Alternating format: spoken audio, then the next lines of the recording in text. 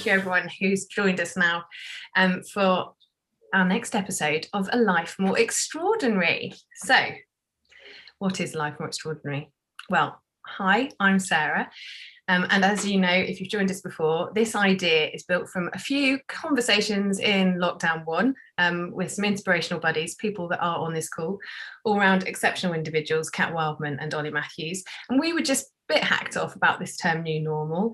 And we were thinking, actually, we can do something better with this sort of collision of this work-life collide that we're having to live. And we thought there's a really good way to sort of create a good space for people to share real life stories and inspirational kind of ideas of what they've been doing with their time. So we're really loving this building community, and thank you for those of you that are following us. We have got a podcast now as well, which is exciting. That's the most recent news. So we've been digging into some panelist stories a little bit more in depth. So that's great. You can follow that too. What are we exploring today? Well, it's time for some rage. We are rage against the machine today is our theme. Enough is enough. And this idea is born out of, yes, a really bad taste in music and mixtapes. No, great taste in music, mixtapes of the 80s and 90s. Yes, that's where the title came from. But actually, it's come from a feeling that there's been a real step up or a kind of step change maybe in how we can speak out. And maybe we can stand up for what we believe when it comes to how we live. And sort of that's what our expert panel here are here to share. Thoughts around climate change, equality, inclusion. And our informed audience too. So thank you. Do pitch in, join in on the chat. What's been mattering to you? What have you been feeling, noticing through lockdown? Have you had a specific lockdown cause? And how might we better understand the communities around us? And how might we live that better beyond when we're finally let out? So do put any questions, communities, comments and anything like that in the chat as we go, and we'll throw those to our amazing panelists as well today. We're always really keen to make sure that this is a purposeful hour of your time as well. So we will be kind of looking at tips and what we can do and what we could all do today maybe to make a difference. But without further ado, I'm delighted to hand over today to our hosts for today's discussions, Eno and Kat. Can I start with both asking you both first, Eno and Kat? Why is this area of activism so important for you? So please say hi and why. Kat, Eno. I'm going to go. I was going to go like this because Eno is over there on my screen, but you never know who you're pointing to, do you? Because everyone's everywhere. I thought you were doing a reel. Nice to meet you all. I just wanted to say as well, feel free to put your videos on because there's nothing better than being able to see people's faces in the gallery views, because then we feel like we're just having a conversation rather than everybody's fallen down on the floor and lost the will to listen. And because also feel free to jump in the chat anytime and ask questions, and then you can take yourself off mute and ask them in real life and we can just have a chat together. But I founded a company called the Global Equality Collective during lockdown because I did get to the point where enough was enough, and I just was seeing so much need to be inauthentic and so many people having to cover and so many people feeling pained and marginalized. And I just thought, I've got 3 little kids and they were what drove me. And I just thought, I don't want to have to explain this stuff to them. How am I going to find the words to tell them that this is a situation and I've done nothing about it really myself? So I wanted to be able to explain them the situation and say, let's all fight against it. And to do that, I had to be the example for them. So here I am working in diversity, equality and inclusion. Eno. Thank you, Kat. Hi, everyone. Delighted to be here and lovely to see all of you. I am Eno, but you can call me Brian, as in Eno. I would like to, I think I define myself as a creative, a futurist and a polymath. And I would say that my activism is doing art and design and generally trying to find my joy. That is my activism. So I'm not really an activist in any one particular area. I like to express myself, but it's not about exhibitionism because I don't really care what other people think of my art and design. So it's totally for me. And that's how I guess I express my activism. Right.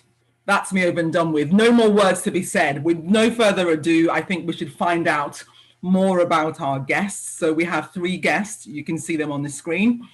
We've got Parisa, Annette, and Shaun. I'm going to start with Shaun. Shaun, I was just wondering if you can tell us a little bit about yourself. Okay, good morning, everybody. So my name's Shaun Dellenty. My pronouns are he, him, and his. I think of myself as an author because I've written a book, Celebrating Difference. I'm an educator and I'm an advocate. I was a teenager that grew up in the 80s, gay, bullied during Section 28. I overcome that with support eventually and trained as a school leader. And in 2009, my primary school in London, we discovered we got a problem with homophobic bullying, and something just exploded in my head. And I thought, we have to do something about this. And at that point, doing that kind of work in primary school was considered to be controversial, but children were suffering. We had to do something about it. So I wrote a training program. I came out at school, and now that work has actually lifted me out of schools. And I have the privilege and pleasure of traveling the world, talking about being kind and being compassionate and making sure that everybody feels valued, safe, and included. Brilliant. Annette, what about you? Hi everyone, I'm Annette Joseph. I started a company called Diverse and Equal back in 2018, and that was to increase the amount of diversity in tech. I've been working in and around tech for about 30 years. Again, like Shaun, grew up in the 80s, had to put up with quite a lot of racism, went away from England, went to live in the States for a while. I was away for 15 years. I came back and nothing had changed. What had changed was what people could say, but not really what was happening. And so I too have children, and I was determined for them not to have to go through the things that I went through. And so that's why I started the business. That's why I do the work that I do. I work in tech because tech is a great enabler. It's what powers society. If we can get diversity and equality in tech, then it will roll out to the rest of society. And that's why I do what I do. Lovely. Thank you for that, Annette. Just in case anyone's wondering what I'm doing, looking down, I am not looking at my phone. I feel like I have to confess, I have a piece of paper here and I'm taking notes. I often wonder what people are doing, when they're looking around. I'm not distracted. Parisa, just wondering if you can give us a short intro about yourself. You are on mute. That standard refrain, you're muted. Hi everyone, my name is Parisa Wright. I'm the founder and CEO of not-for-profit Greener and Cleaner Bromley and Beyond. It covers Southeast London and deals with sustainability, community and biodiversity. I set it up in the beginning of 2009 when I came back from mat leave, and I had a 1-year-old and a 3-year-old at the time.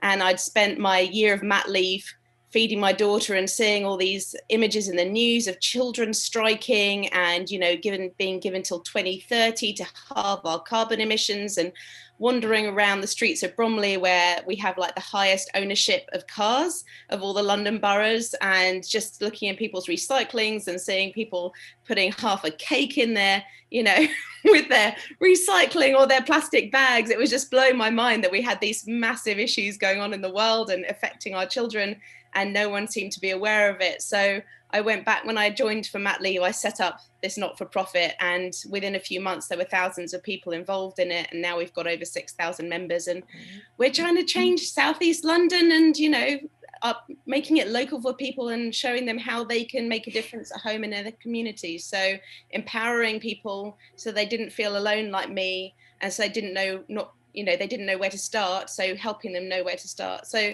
that's a little bit about me and what we've been doing. Amazing. I think I just lost everyone there for a minute because this is lockdown life, isn't it? The internet goes on and off. So I'm going to walk around my house and ask Shaun a question. Shaun, you mentioned I've heard your incredible story when we were in Mumbai together where we met, and it literally brought the room down. Everybody was blown away. Just you touched on it earlier about the discovering homophobic bullying in the school where you were the head teacher. Just tell us a bit more about how that made you feel and how the survey came about and then what you did next. So it was November 2009, and we just did some pupil voice questionnaires around bullying and the kind of stuff that was going on at ground level, because we were an outstanding school, so Ofsted said. We were also known as a centre for inclusion for children with additional needs. So being inclusive was already on our radar, but despite that, when we did those pupil questionnaires, it revealed to us that there was covert homophobic bullying going on every single day. 75% of the young people were hearing it and experiencing it, whether or not they identified as LGBT+. And this is in a primary school. Now, if you think of the number of times people tweet me on social media and go, you shouldn't be talking about these things in primary schools because it's not an issue for primary schools. Children are too young to know. Well, I knew I was gay when I was 4 years old. That's a fact. And I know from being in education for 24 years that in primary schools, we have children who are LGBT+. We have parents and staff and carers who are LGBT+. Then we have children, parents, carers, and staff who've got LGBT+ friends and family. And faced with that data telling you your children are suffering, if you ignore it, you don't deserve your job in education. You have to do something. So I chose to do something, and that's what I do.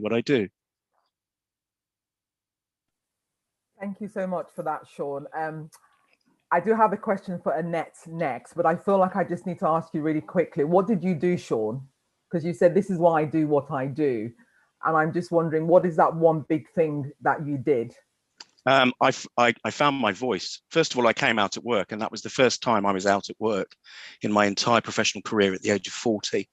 And by releasing that energy, by not having to lie about who I was anymore, I became far more productive and a better teacher and a better school leader. So I wrote a training program called Inclusion for All, which I deliver in schools, initial teacher training faculties, youth services, human rights activist organizations around the world. And I speak at conferences, and I write and I blog, and I wrote a book for Bloomsbury as well. But really, the most important thing I did was believe that my voice could make a difference, because up to that point, I didn't. Thank you so much for that, Shaun. If you have any questions, as we are asking the guests to tell us their stories, then please put your questions or your comments in chat. Now, talking about finding your voice, Annette, you found your voice. You wrote an article which blew up. Can you just tell us a little bit about that? So it was around the murder of George Floyd. So that week I was like really, really busy. So lots and lots of work on, had no time to think. And that Saturday, so I'd seen what was going on, but I really wasn't paying much attention. So Saturday, came downstairs, put the kettle on, opened up social media, and was scrolling through and was absolutely horrified with image after image after image of just Black bodies being brutalized. So I didn't watch the video itself, but I watched the reaction to the protesters getting run over by police cars, being pepper sprayed in the face, and literally I watched it horrified for maybe about, I don't know, it felt like an eternity. And then before I knew it, I was curled up in a ball on the floor, just sobbing. And I sat and I was just so bothered by it. And then I was kind of sitting with the feeling, and I couldn't understand why I'd reacted that way. So I don't know those people. I don't know who they are. I'm not in America. They're not my friends. They're not my family. I didn't understand why the reaction was so visceral.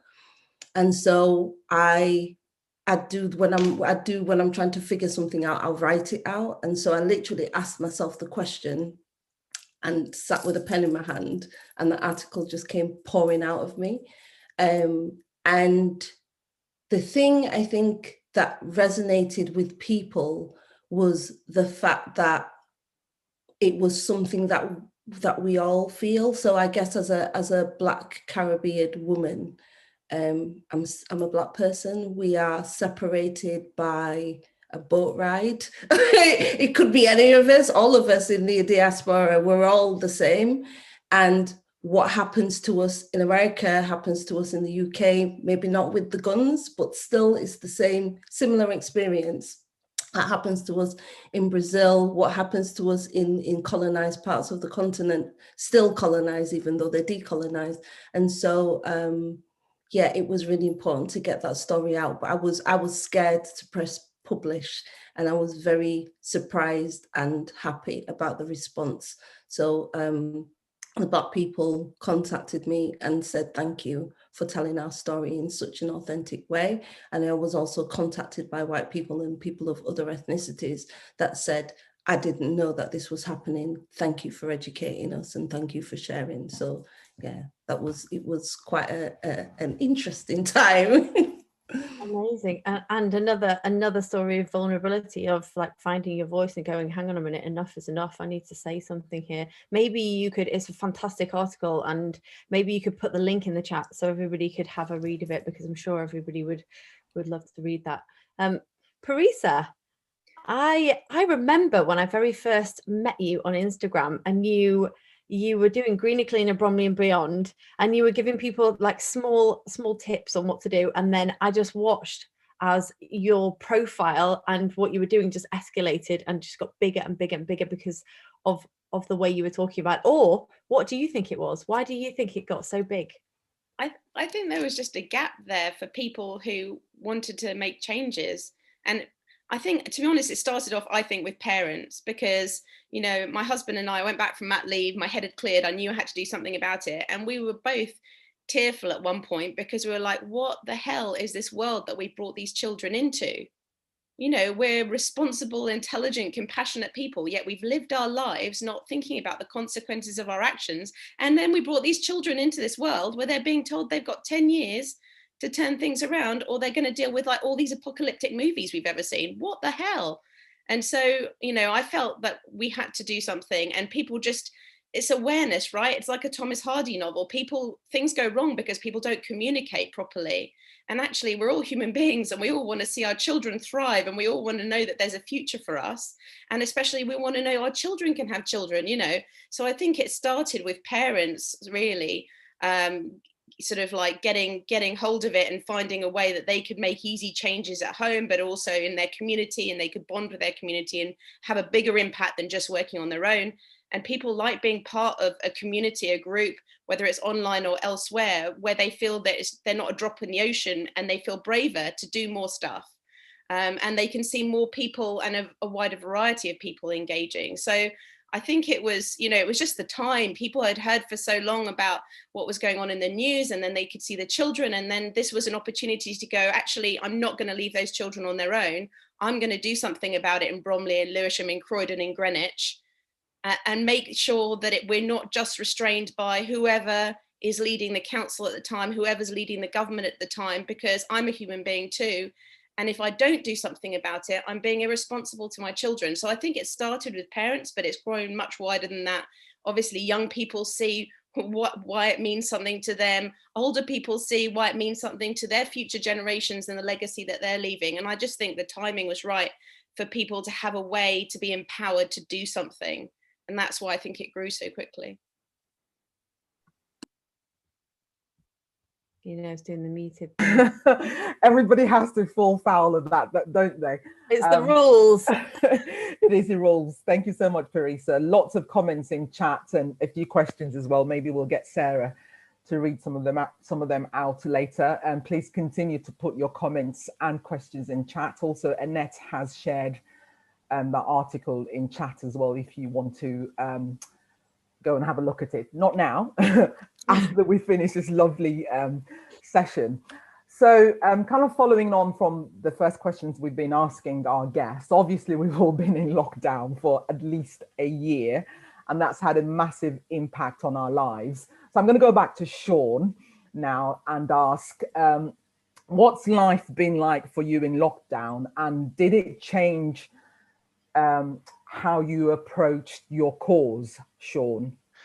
It's been hard, to be honest. We've lost a lot of people. My peer group of kind of gay men, particularly of my age, that lived through Section 28 and that time of HIV and AIDS, which we've just seen played out through It's a Sin. Around 20 of my peer group are no longer here, either because they died of COVID or because they just didn't have the resilience to live through another pandemic. And that's been really difficult and really heartbreaking. And I pay tribute to all of my fallen friends today. But how interesting into that space comes along It's a Sin. And, you know, I kind of had a reaction to It's a Sin. When Annette was talking earlier, it was making me think about how I reacted to It's a Sin. Because whilst I think it was wonderful that Russell T Davies and Channel 4 put that out, if you contrast how quickly TV programs like Holby City and EastEnders started to mention COVID, compared to 4 decades later, when a high-profile drama is put on about HIV and AIDS.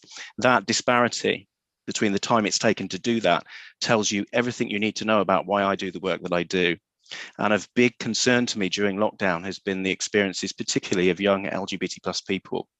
And there's been a survey done by a charity called Just Like Us, which shows that LGBT youth are twice as likely than their heterosexual peers to feel lonely and isolated because of lockdown. And I know from speaking to Childline that many young LGBT plus people were calling into Childline to say that it was affecting them in supplementary ways, extra layers, if you like, on top of all the other stuff that we've all been experiencing, because some of them live in families where they're not out, or they had just come out and received a hostile reaction. So for me, I've been doing a lot of work with other organizations in terms of how do you capture those young people. And of course, from a personal point of view, it was about trying to keep my voice, keep my training going around the world. So I had to kind of learn how to use Zoom and Teams, interactive programs like Menti, and wonderful. My husband bought me a VR set at Christmas. And my goodness me, if you've not experienced VR, the opportunities as an educator and an advocate there, it's changed my world. Fantastic. And if any of you are on it, please feel free to connect. You know, I was going to ask you how social media and virtual reality had shifted things for you in lockdown. So I'm glad you mentioned that. Was there anything else that changed because you had to move to social media instead of doing things in real life, person to person? Nothing changed, but I got lots more of something I get already, and that's daily hate. I've been having that for 53 years. Bring it on, say what you want, you know.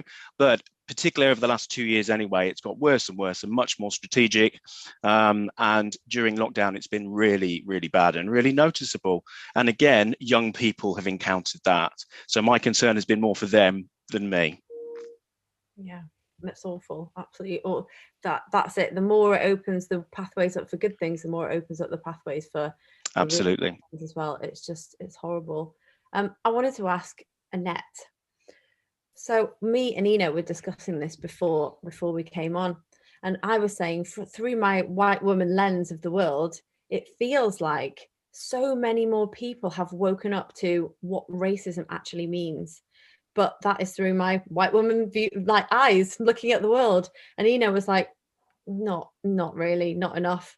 What is your feeling about how lockdown and the murder of George Floyd, and how is that, how, like, your perception of how it's affected people's appetite to start having a conversation about racism and anti-racism and systemic racism?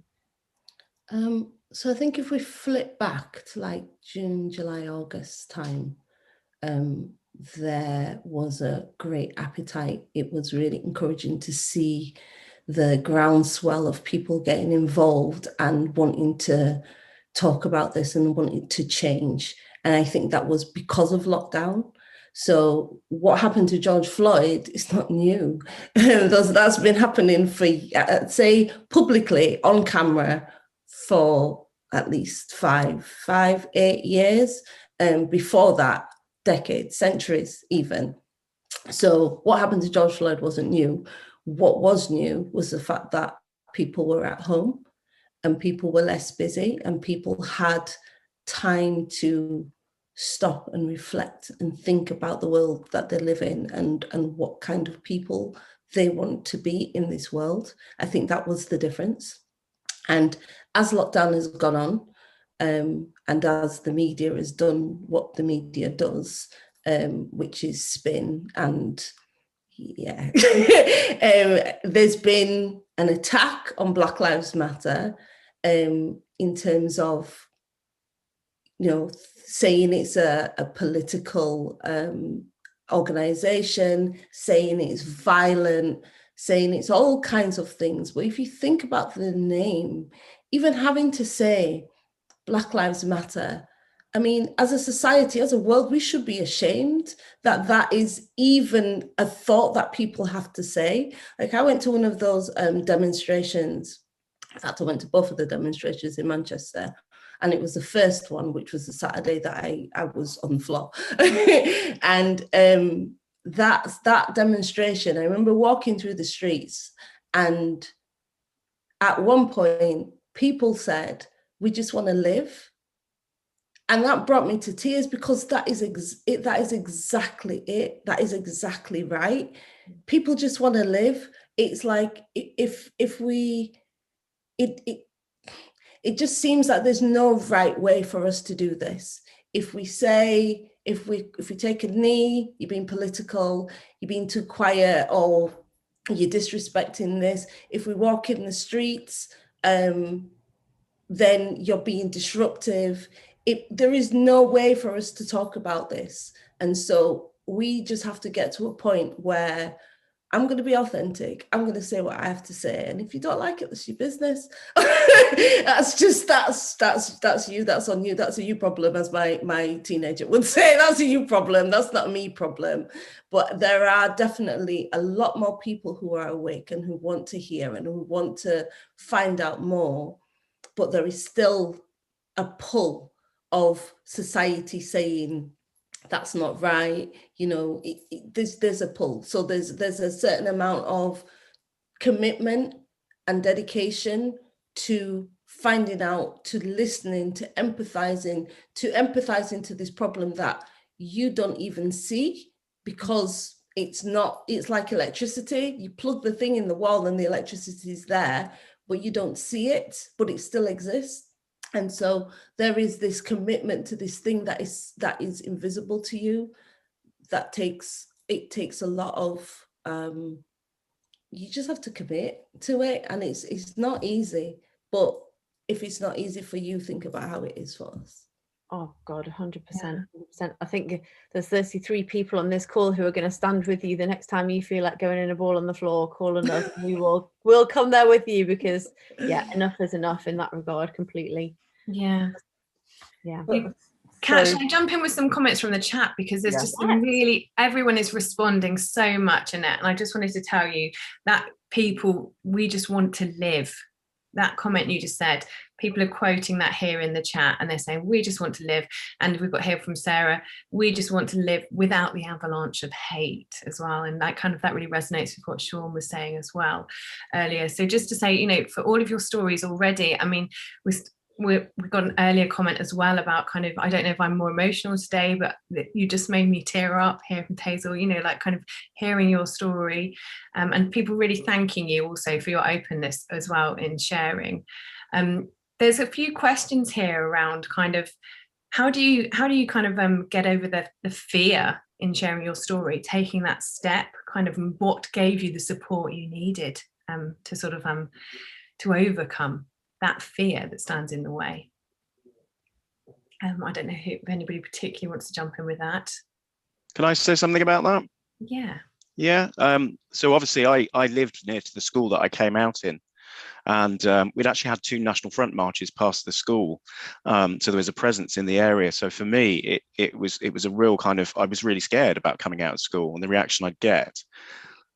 But in a way, I had to kind of notice that, and fear is an energy, and that's energy that I could then use to make a difference to the young people. So for me, it was about sort of taking that energy, noticing it, and then using that and deploying it. And it's the same with all the hate I get. It's negative energy. So what I do is I kind of receive it. I don't internalize it. I receive it and kind of, let it hang there as energy, but then turn it back out as positive energy to give me the passion to keep driving things forward. So in a way, that was a process that I had to kind of develop and work with, but it really does work for me, actually. And it means that, I don't get taken down, but that it's, of course, sometimes to notice when it's getting too much and step back, whether that's for a day, a week, or even longer, because as resilient as we all need to be, sometimes you do need to step back from activism. Thank you very much, Shaun. Just all looking at the comments and that. Parisa, I'm going to come to you soon, but I just wanted to read a couple more comments out. Ina says, Annette, I've just scanned your article, even though I told her not to look at the articles until after this session. But anyway, never mind, that's Ina for you. Annette, I've just scanned your article. I'm in tears. So beautifully written. We all have a responsibility to educate and inform. So I wanted to read that out because I thought that was really very important. So lots of comments also about BLM, and also Charlotte had written a message about Shaun. Charlotte writes, I'm shocked to hear Shaun talk about the challenge of living through the second pandemic after HIV and AIDS. It feels like an untold story of lockdown. As someone who also remembers the 80s, I was struck by the disparity between then and the response to COVID now. While watching, it sits in, and that resonates. So I'm going to move on now to Parisa.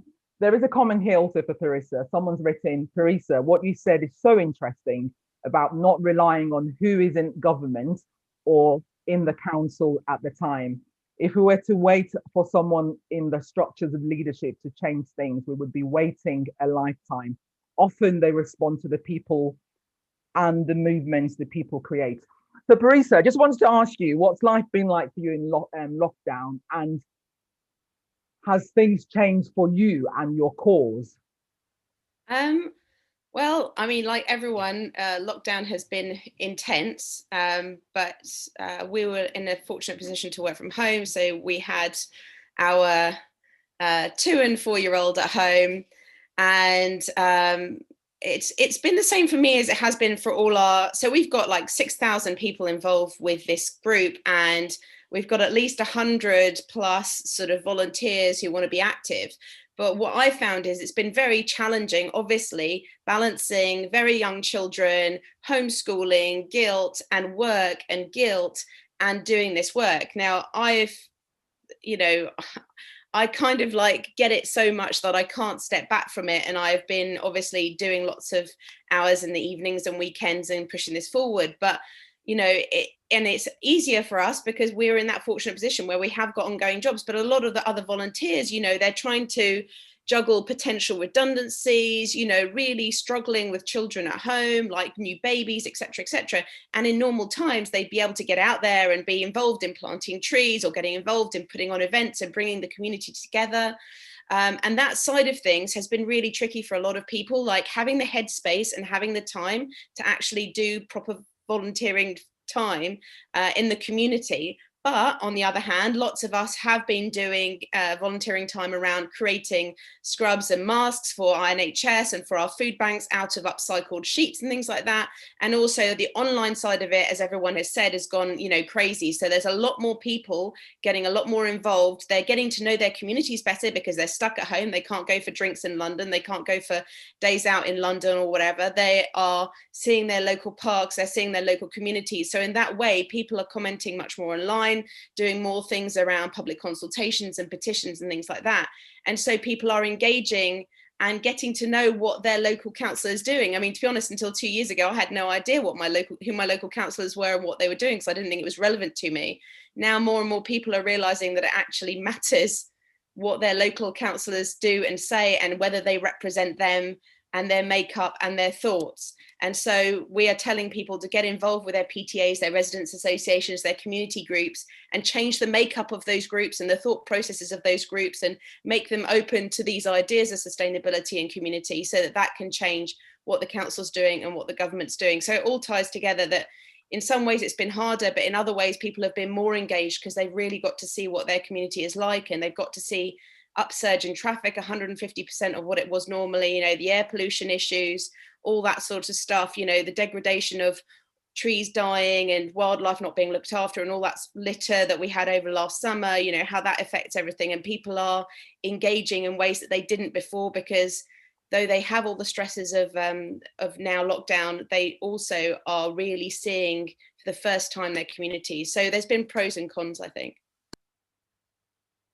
I just wanted to follow up on that, Parisa, because at the beginning of lockdown, all anyone could talk about was how great it was going to be for the environment. And it was showing you all of these like polluted environments just like regenerating. And I was thinking, oh my goodness, maybe, has this break point, do you think, created, like, given us more time?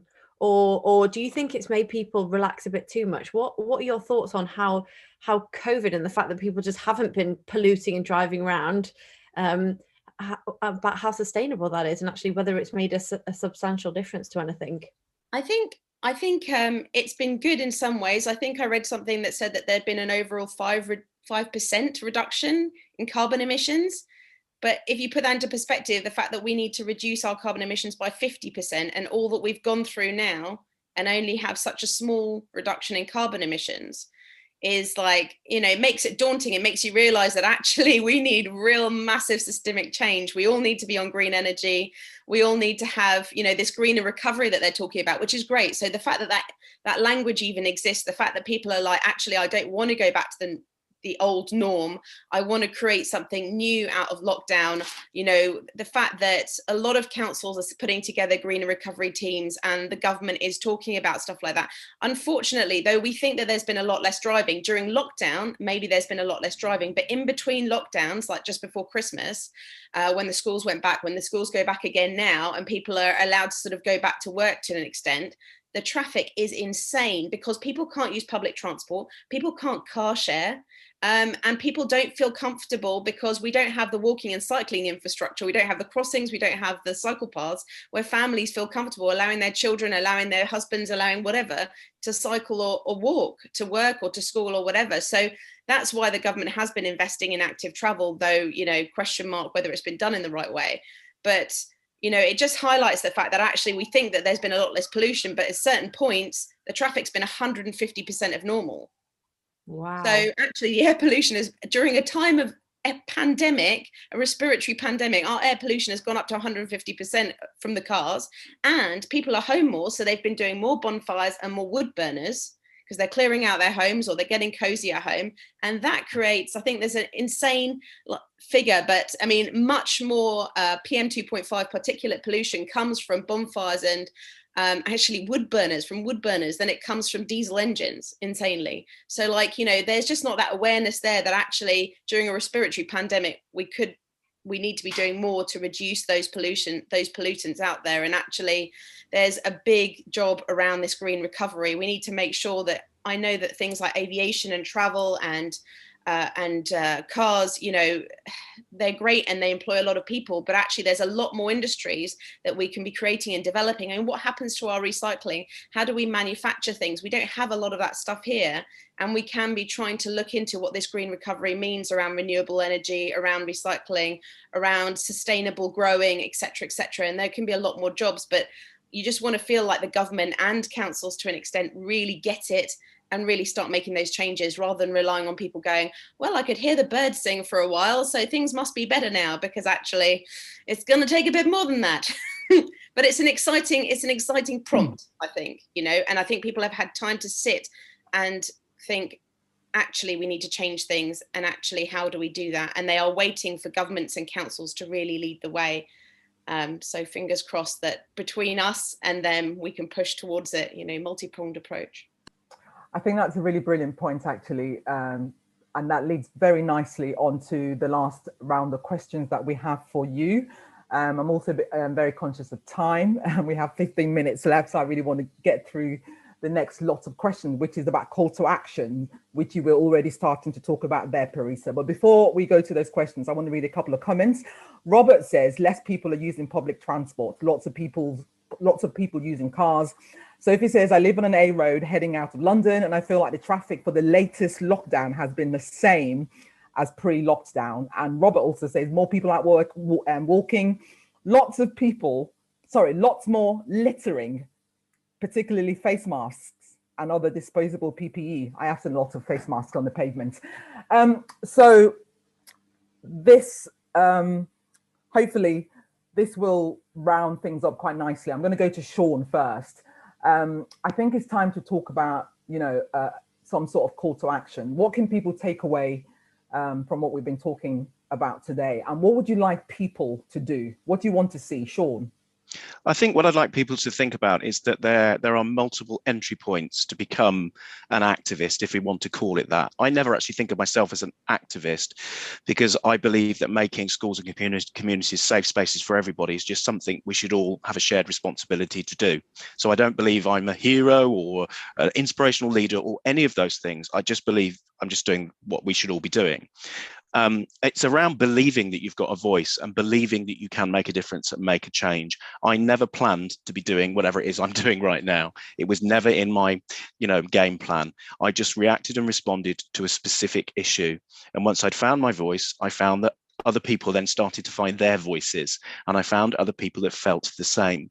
Now, there are multiple ways to get involved and start making a difference. We've heard some great ones from Parisa.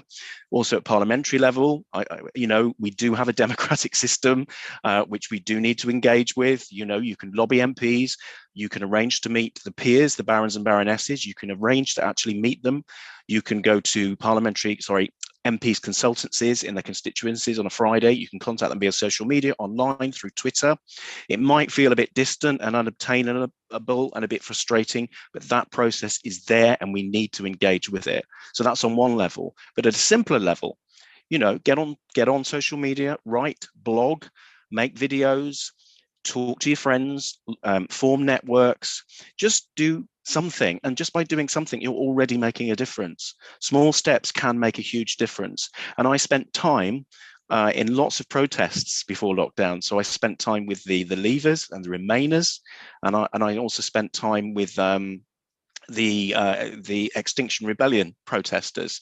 And what was really interesting was how they engaged with the wider public, because some of them just kind of got very angry and shouted and actually, threw Islamic comments at me for having a beard.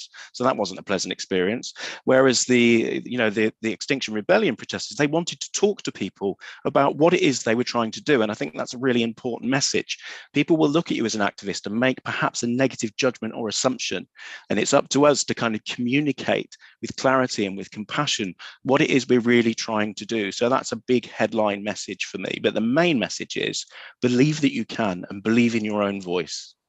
Yeah, I totally agree with you, Shaun, especially on that point of, not recognizing yourself as an activist in the way that you have been told that activists behave and conduct their activism. But I think that everybody can find their own way of being activists. And Annette, just like Shaun, I don't think that you would stand on top of a mountain necessarily and shout, I am an activist, because you are naturally a quieter, more reflective person and your activism comes out in different ways. So I know that you do a lot of training on the topic of anti-racism and the article that you wrote, and that sort of training must be extremely emotionally, taxing for you, having to deal with those, people's reactions who you're having to persuade people about something that is so important to you personally. What if people aren't ready to do that yet? What can people do to get started in anti-racism, white people and Black people? So I would say that we live in a racist society, and it is it's just a fact. It's everything. It's everywhere, everything throughout the society that we live in. And so even I, as a Black person, sometimes have to check my stereotyping of Black people, even though I know thousands of Black people who are not like the stereotype.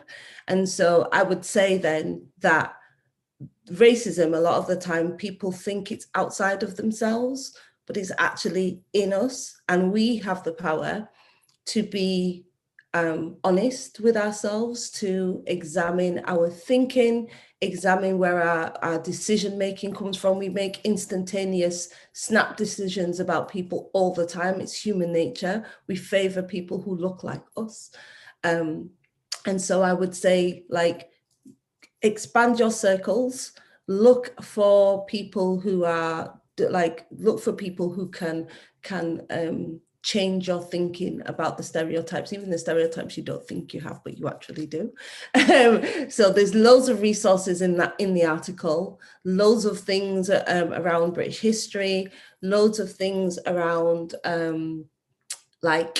there's British history in there, there's things around unconscious bias, there's things around just people who are breaking stereotypes, or people who are just living, really.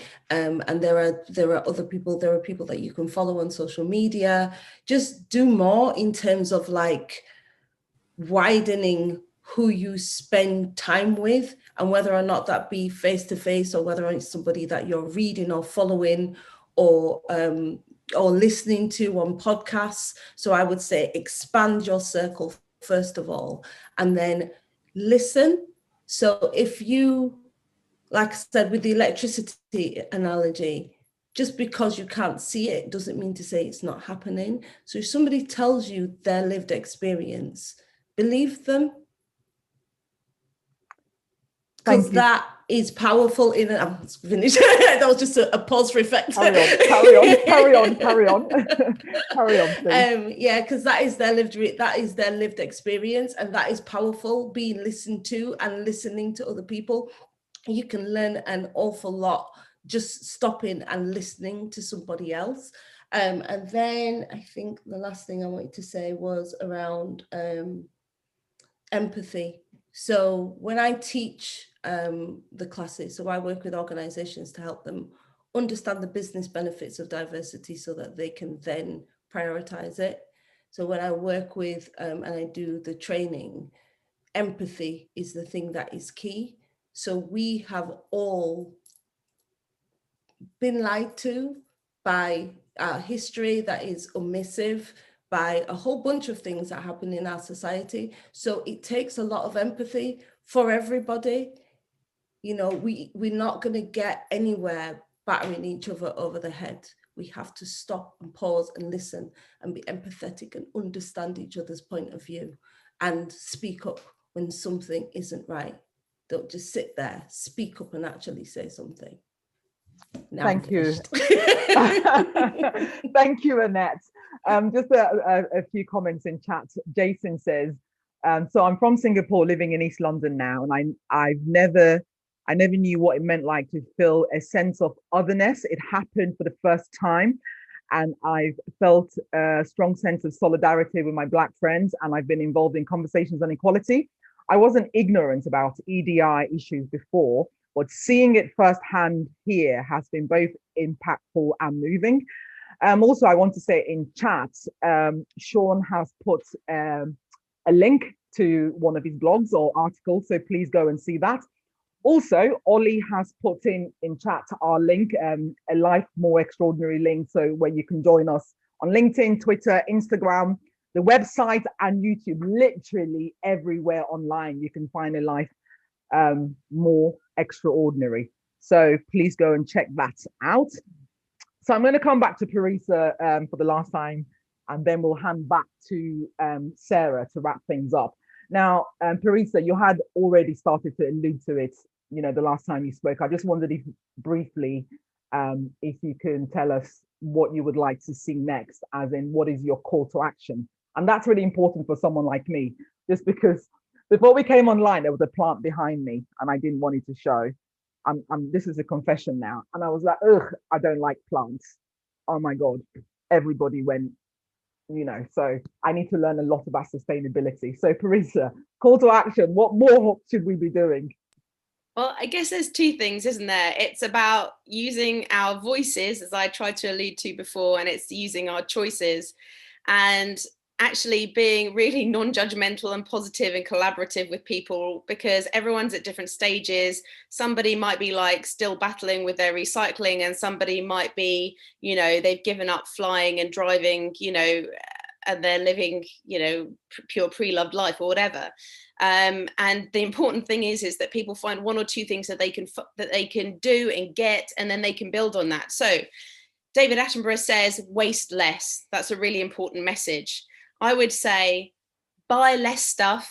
So if you're going to buy stuff, try and buy it pre-loved, try and go for experiences, and just try and buy less stuff.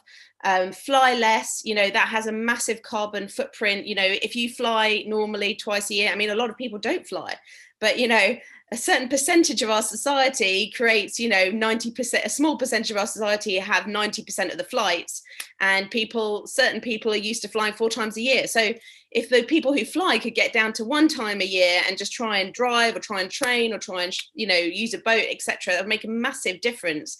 And, you know, with our family, you know, that's what we're trying to do. We're just saying once a year. And obviously last year and this year, there won't be anything, you know, and driving less as well, flying and driving less, and then eating less meat. So for me, you know, we still eat meat. Obviously, you know, some people would say you should be vegan. Some people would say you should be vegetarian. and everyone's on their different stages of the journey. So for my family, we're at the stage of the journey where we eat a lot more meat-free meals, but we still have a bit of meat, and we try and make sure it's organic so that they're treated reasonably, and the same with eggs and things like that. But it's on a journey, and maybe one day we'll become vegetarian. But we don't need everyone to be vegan right now. We need everyone just to reduce their meat consumption. And if you can be vegan, that's fantastic, because you're making up for a load of people who can't reduce their meat consumption. But really, we want people to do a bit, not to be perfect. So, you know, the only other thing I'd say is just look at where your money is. So your electricity is a way that you can halve the carbon footprint of your home. You do 1 hour's work, move it around, put it into a green energy provider, done. Halve the carbon footprint of your home. Really easy, never have to do anything again. You know, it's not like going pre-loved for a year or whatever. It's just done. And then where you put your money in your bank account, that's another way you can change it. And also your pension. Most pension providers now allow you to choose to go into an ethical or sustainable fund, or have a percentage of your pension in an ethical and sustainable fund, which means you're not continuing to fund the fossil fuel industry. And what's interesting is during the pandemic, those funds have done much better than the funds with fossil fuels in them. So it's a really interesting way of looking at it, is that being commercially savvy as well is important, you know, is relevant to sustainability, because actually in 50 years time, we're not going to be able to continue to be using oil, et cetera, et cetera. So actually we need to be investing in those sustainable industries, and it makes sense for you financially, but also for yourselves and your children's future. It makes a huge amount of sense if we're going to halve the carbon footprint of this country by 2030, and we can all do it together. So, you know, find a community group. Join our community group. We cover Southeast London, but we have people in Cornwall and in Scotland and in France now. So, you know, everyone's welcome for the tips and things like that. And lots of people have, since joining our group, set up their own community groups and started engaging with their councils and their schools and their businesses. You know, now I'm involved in what my work do on sustainability. I'm involved in what my school do. So, you know, it's all possible. Use your voice, speak to your council, speak to your MPs, and get involved in your community. Brilliant. Parisa, thank you so much. And just amazing to hear the passion there and all of the great things that we can all do proactively today if we want to make a difference. I want to jump in now because I know people are having to start to leave, and I just wanted to thank everybody who has joined us today.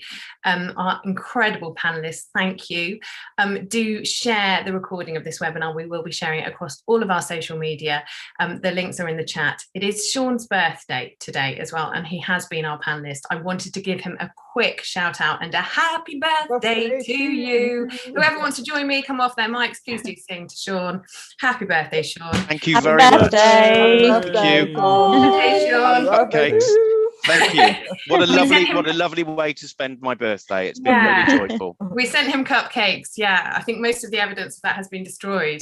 Oh, there's some of his beard still. Yeah, wonderful. But thank you so much for sharing your personal stories, everyone. Expand your circles, change your thinking, react and respond. What great messages we've had there, and some really powerful tips there.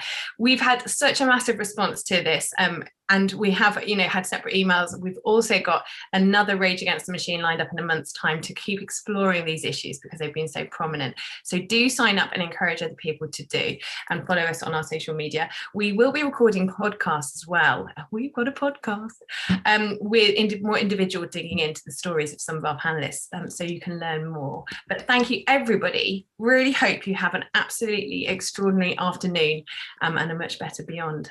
Great to be part of the community. Loads of lovely comments for everybody as well, which we will share. So thank you. Well, lovely to meet everybody. See you next time. Yeah, thank you, everyone. Kat. Bye. Bye bye.